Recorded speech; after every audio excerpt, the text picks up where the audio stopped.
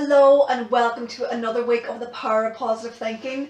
My name is Emily Whelan and I'm here to help you learn how to grow and develop a more positive mindset. And this week we're going to talk about why you should never ever settle for less in your life. And this is actually a really simple idea to grasp.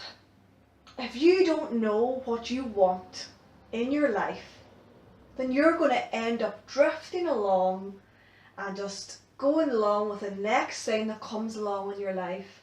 And 9 times out of 10, you usually end up just settling for whatever comes your way. I know, because this is what I used to do all the time. I just used to accept things for the way that they were. I never questioned anything. I never checked in with myself to ask, does this actually feel right for me? What's in this for me? Do I really want to do this?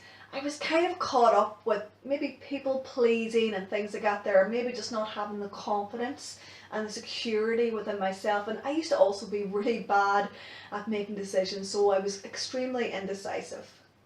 And if this sounds like you, then please don't worry. We're going to talk a lot about this here. I'm going to hopefully give you some ideas that are going to help you on this new path. So it's always kind of difficult in the beginning because a lot of the time we don't have a clear picture of what we actually really want. When we start to ask these questions, they can be very scary and very, very difficult to answer because most of the time we just don't know. But the more I started investing time and energy and asking these questions and really kind of digging deep and soul searching, you might say, I started to become a little bit closer to what I did want in my life, and I started to eliminate the things that were no longer working for me, no longer serving me. And over time, that picture just became clearer and clearer and clearer as my confidence grew. Even though at times I felt like giving up and it seemed to take me a really long time to get to where I thought I wanted to go, at least I was one step closer to that goal. It was 100% worth the time and effort and dedication that and taking all those steps to move me forward, to move me closer. It was much better than just staying stuck, tolerating the circumstances I was in and just settling for less in my life. So just to kind of quickly share a little bit about my own experience with this. When I was in my early 20s, I was working my way up a career ladder that really wasn't inspiring me. I felt very demotivated. I was actually really, really bored and I felt very, very stuck. So this obviously had a massive impact on my life, and as a knock-on effect of that, I felt very down. I felt a little bit depressed. I was completely demotivated. I was suffering from stress and anxiety, getting regular panic attacks and things like that there, and I was in a very, very unhappy place in my life. I knew that I was always passionate about music, and I always had that on the side. I was always doing gigs and things like that there. So that part of my life, was about the only thing that was good at that time.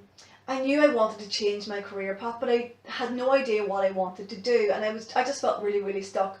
But then I started, just reading books, reading articles, looking at other options, and slowly but surely I started to get some ideas. And then one day I came across this article about life coaching, and I knew instantly that's what I wanted to do. Now, if I hadn't started looking, I could have just said, well, look, I'm just going to stay here. I could have just stayed stuck because, I was maybe too afraid to move forward. And yes, there was a lot of fears there for me, but I decided to just look around and see what other options might be out there for me. What were the other possibilities? And I'm so glad that I did. I signed up to do a life coaching course. It completely transformed my life. And within a year, I had quit my job and I've moved back home to pursue the things that I was really, really passionate about. Now, you might be one of the lucky few that know exactly what they want to do with their life, but for a lot of us, we don't know what we want to do. So I've created a very little simple exercise that hopefully is going to help to get you started on this journey so that you don't end up settling for less and you start to create more opportunities and more possibilities for yourself. So here is one question I want you to ask yourself. Where do I see myself in my life 3 to 5 years from now? Do you see yourself in the same job or even the same career? Do you see yourself going back to college? Do you see yourself staying in the relationship that you're currently in? Do you see yourself as being married? Do you see yourself as owning your house? Do you see yourself as traveling?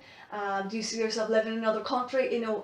Just dream big, really think about how you would like your life to look, 3 to 5 years down the line.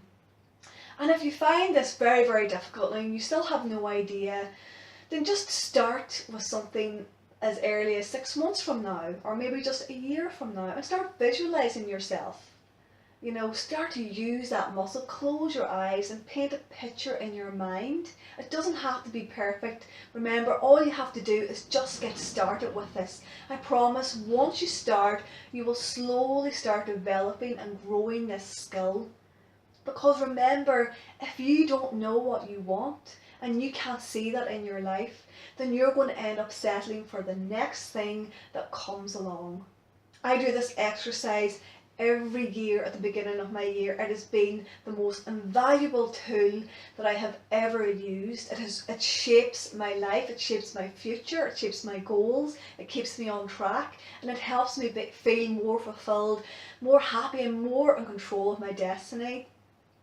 Every year our circumstances can change as we grow through our life, and I had a big massive change this year, and I asked myself at the beginning of last year, where do I see myself?